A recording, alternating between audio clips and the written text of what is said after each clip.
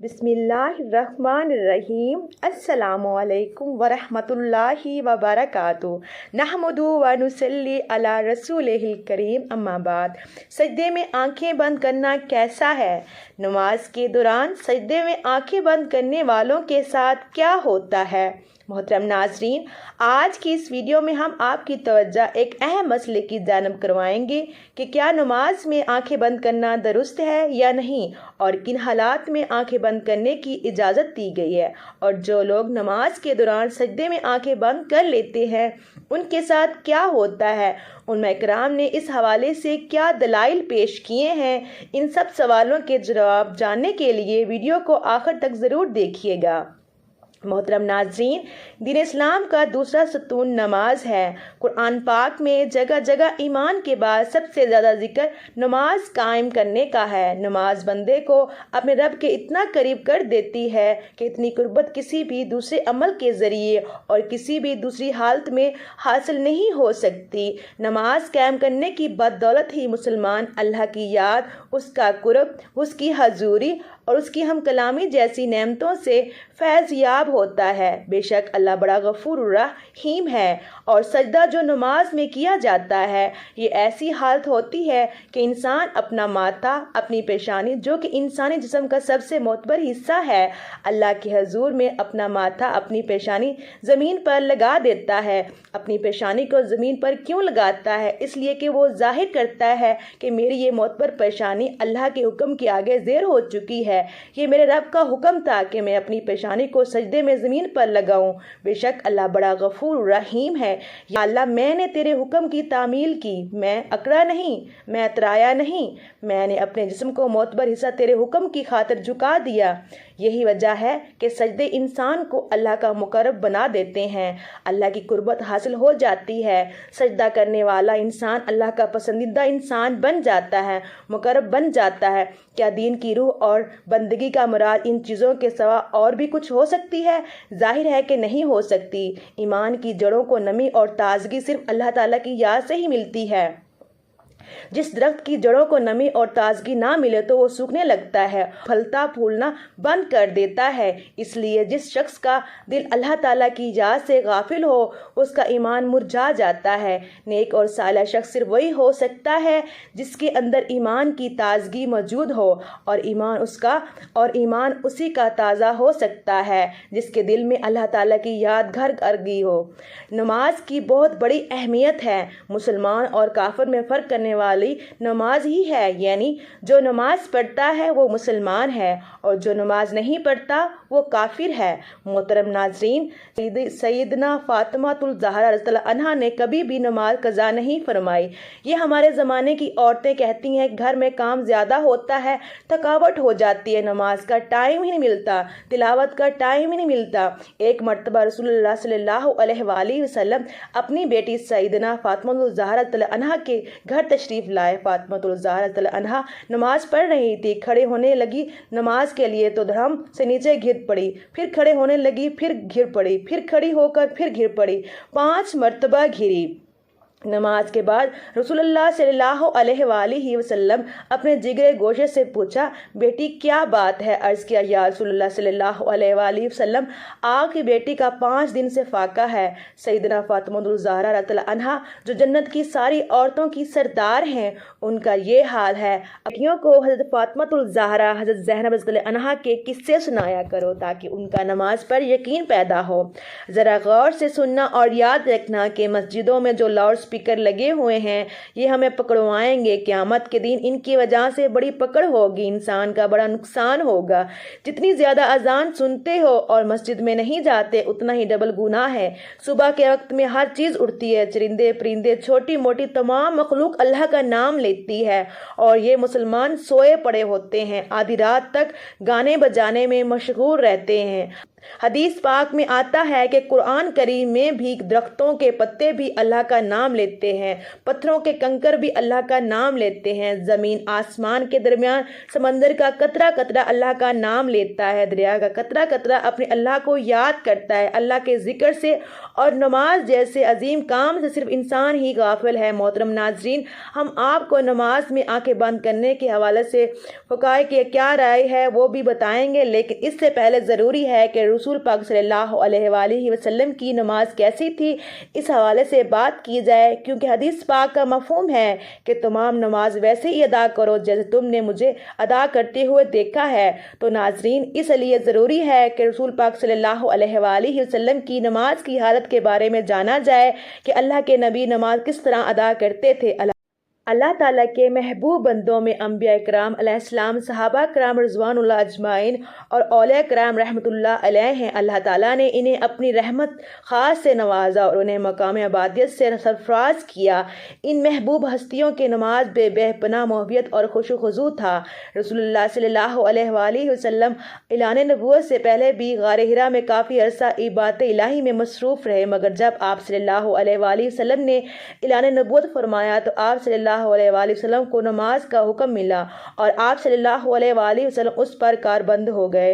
ابتدا میں آپ چھپ کر نماز ادا کیا کرتے تھے۔ رسول اللہ صلی اللہ علیہ وآلہ وسلم کی نماز مثالی ہے، آپ کی نمازوں میں حد درجے کی مثال تھی، گویا آپ کی نماز کامل تھی۔ آپ صلی اللہ علیہ وآلہ وسلم نفلی نمازوں میں بھی خشیت الہی سے اشک بار ہو جاتے، سبحان اللہ، اور اللہ تعالیٰ کی طرف اتنی لگن اور محبت سے متوجہ ہوتے کہ دنیا کی ہر خیال سے بے نیاز اور بارگاہ رب العزت کے بالکل قریب ہو جاتے۔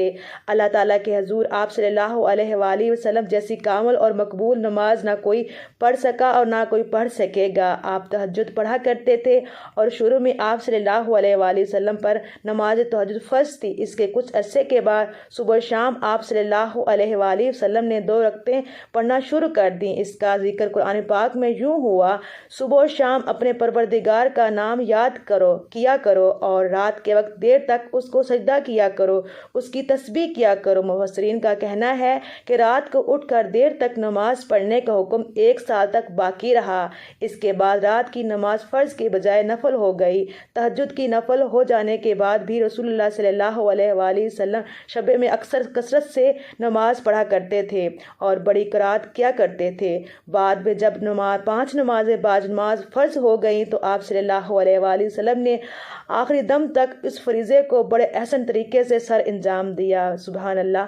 آپ صلی اللہ علیہ وآلہ وسلم کی نماز میں اتنی عاجزی اور خشوع و خضوع ہوتا کہ اس کی مثال نہیں ملتی۔ بخاری شریف میں ہے کہ ایک بار ایک شخص نے ام المومنین حضرت عائشہ صدیقہ رضی اللہ عنہا سے درخواست کی کہ حضرت محمد صلی اللہ علیہ وآلہ وسلم کی کوئی عجیب بات جو آپ نے دیکھی ہو بیان کیجیے۔ حضرت عائشہ صدیقہ رضی اللہ عنہا نے فرمایا، رسول اللہ صلی اللہ علیہ وآلہ وسلم کی کون سی بات عجیب نہ تھی، سبھی باتیں عجیب تھیں۔ چنانچہ ایک شب کا واقعہ ہے کہ رسول اللہ صلی اللہ علیہ وآلہ وسلم میرے پاس تشریف لائے اور لیٹ گئے، پھر فرمایا مجھے چھوڑ دو، میں اپنے رب کی عبادت کروں گا۔ یہ فرما کر نماز کے لیے کھڑے ہو گئے اور رونا شروع کر دیا، یہاں تک کہ آنسو بہہ کر سینہ مبارک تک آ گئے۔ پھر رکوع کیا اور رکوع میں بھی اس طرح روتے رہے، پھر سجدے میں اس طرح روتے رہے، اس کے بعد سجدے میں سر اٹھایا تو اس وقت بھی روتے ہی رہے، یہاں تک کہ حضرت بلال رضی اللہ عنہ نے آ کر فجر کی نماز کے لیے آواز دی۔ میں نے عرض کیا، یا رسول اللہ صلی اللہ علیہ وآلہ وسلم، آپ اس قدر روتے ہیں حالانکہ آپ معصوم ہیں۔ رسول اللہ صلی اللہ علیہ وآلہ وسلم نے فرمایا، تو کیا میں شکر گزار بندہ نہ بنوں؟ محترم ناظرین، آپ صلی اللہ علیہ وآلہ وسلم نے نماز کے لیے بہت سی تکلیفیں بھی برداشت کی ہیں۔ بخاری شریف میں ہے کہ ایک دن آپ صلی اللہ علیہ وآلہ وسلم حرم شریف میں نماز پڑھ رہے تھے اور قریش بیٹھے مذاق کر رہے تھے۔ ابو جہل نے کہا، کاش اس وقت کوئی جاتا اور اونٹ کی اوجری نجاست سمیت اٹھا لاتا، اور محمد صلی اللہ علیہ وآلہ وسلم جب سجدے میں جاتے تو ان کی گردن پر ڈال دیتا۔ چنانچہ عقبہ نے ابو جہل کی خواہش کے مطابق ایک بڑے اونٹ کی اوجری لا کر آپ صلی اللہ علیہ وآلہ وسلم پر ڈال دی اور آپ صلی اللہ علیہ وسلم کو سخت تکلیف اٹھانا پڑی۔ مسلم شریف میں حضرت حذیفہ رضی اللہ عنہ سے مروی ہے کہ ایک رات مجھ کو رسول اللہ صلی اللہ علیہ وآلہ وسلم کے ساتھ نماز پڑھنے کا اتفاق ہوا۔ رسول اللہ صلی اللہ علیہ وآلہ وسلم نے سورہ بقرہ شروع کی۔ میں نے سمجھا آپ 100 آیتوں تک پڑھیں گے، لیکن جب آپ اس کو پڑھ کر آگے بڑھے تو میں نے دل میں کہا شاید آپ پوری سورت ایک ہی رکعت میں ختم کرنا چاہتے ہیں۔ چنانچہ آپ صلی اللہ علیہ وسلم نے اس سورت کو ختم کیا تو میں نے خیال کیا اب آپ رکوع کریں گے، لیکن آپ صلی اللہ علیہ وآلہ وسلم نے فوراً سورہ آل عمران شروع کر دی اور وہ بھی ختم ہو گئی تو سورہ نساء شروع کر دی۔ رسول اللہ صلی اللہ علیہ وسلم بہت ٹھہر ٹھہر کر نہایت سکون و اطمینان سے قرات فرما رہے تھے اور ہر آیت کے مضمون کے مطابق درمیان میں تسبیح اور دعا کرتے جاتے تھے۔ اس کے بعد رسول اللہ صلی اللہ علیہ وآلہ وسلم نے رکوع کیا، رکوع میں بھی قیام کے برابر تکفف کیے فرمایا، پھر کھڑے ہوئے اور اتنی ہی دیر کھڑے رہے، پھر سجدہ کیا اور سجدے میں بھی اس قدر دیر فرمائی۔ حضرت عوف رضی اللہ عنہ کہتے ہیں کہ ایک رات میں رسول اللہ صلی اللہ علیہ وآلہ وسلم کے ساتھ تھا۔ رسول اللہ صلی اللہ علیہ وآلہ وسلم نے مسواک کیا، وضو فرمایا اور نماز کے لیے کھڑے ہو گئے۔ میں بھی رسول اللہ صلی اللہ علیہ وآلہ وسلم کے ساتھ نماز میں شریک ہوا۔ رسول اللہ صلی اللہ علیہ وآلہ وسلم نے ایک رکعت میں پوری سورہ بقرہ پڑھ ڈالی۔ جہاں رحمت کی آیت آتی تھی ٹھہر جاتے اور دیر تک رحمت کی دعا مانگتے رہتے۔ سورت کے آخر پر رکوع کیا اور اتنی دیر تک رکوع میں رہے جتنی دیر سورہ بقرہ کی قرات میں لگی تھی۔ رکوع کے بعد اتنا ہی طویل سجدہ کیا، دوسری رکعت میں سورہ آل عمران پڑھی۔ اس طرح ہر رکعت میں پوری ایک سورت پڑھتے رہے۔ تو محترم ناظرین، رسول اللہ صلی اللہ علیہ وآلہ وسلم اس طرح سے نماز پڑھا کرتے تھے۔ کیا ہم نے کبھی غور کیا ہم کس طرح سے نماز ادا کرتے ہیں؟ کیا ہماری نماز میں کوئی ایک سورت مکمل پڑھی جاتی ہے؟ کیا ہم کوئی ایک سورت مکمل پڑھتے ہیں؟ اپنے گریبان میں جھانک کر دیکھیں، پھر آپ کو پتہ چلے گا کہ امت محمدی میں پیدا ہونا خوش قسمتی تو ہے، لیکن کیا ہم ان کے طور طریقوں کو فالو کیا ہے یا نہیں؟ تو ناظرین، اب بات کرتے ہیں کیا نماز میں آنکھیں بند کرنا صحیح ہے یا نہیں۔ اس حوالے سے فقہا نے کیا فرمایا؟ اہل علم متفقہ طور پر نماز میں بلا ضرورت آنکھیں بند کرنے کو مکروہ کہتے ہیں۔ چنانچہ الروض کے مؤلف نے صراحت کے ساتھ یہ لکھا ہے کہ یہ یہودیوں کا عمل ہے۔ اس طرح تحفۃ الملوک کے مؤلف نے بھی اس کے مکروہ ہونے کی صراحت کی ہے، لیکن انہوں نے کسی قسم کی ضرورت ہونے یا نہ ہونے کا ذکر نہیں کیا۔ اور کسانی رحمۃ اللہ علیہ کہتے ہیں کہ یہ مکروہ ہے کیونکہ یہ سنت سے متصادم ہے، کیونکہ نماز حالت میں سجدے کی جگہ پر دیکھنا شرعی عمل ہے، نیز یہ بھی کہ ہر عضو کا عبادت میں حصہ ہے، چنانچہ اس طرح آنکھوں کا بھی عبادت میں حصہ ہے۔ مراقی الفلاح کے مؤلف نے نماز کے دوران آنکھیں بند کرنے کو مکروہ کہا ہے، تاہم کہیں مصلحت کا تقاضا ہو تو جائز ہے، بلکہ انہوں نے یہ بھی کہا کہ بسا اوقات آنکھیں بند کرنا آنکھیں کھلی رہنے سے بہتر ہوگا۔ امام عاص بن عبد الاسلام رحمۃ اللہ علیہ نے اپنے فتویٰ میں ضرورت کے وقت آنکھیں بند کرنے کی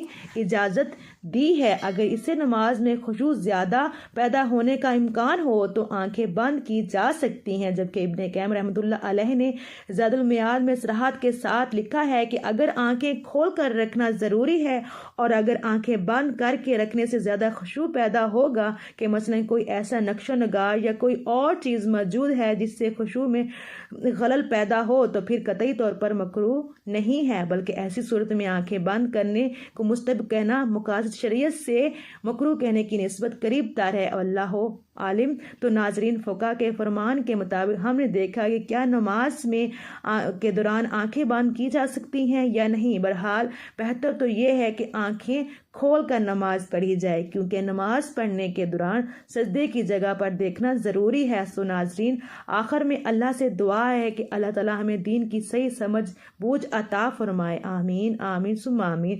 ہماری نمازوں میں خشوع و خضوع پیدا فرمائے اور جس طرح سے رسول اللہ صلی اللہ علیہ وآلہ وسلم نے زندگی گزاری ہے انہی کے نقش قدم پر چلنے کی توفیق عطا فرمائے۔ ہم رسول اللہ صلی اللہ علیہ وآلہ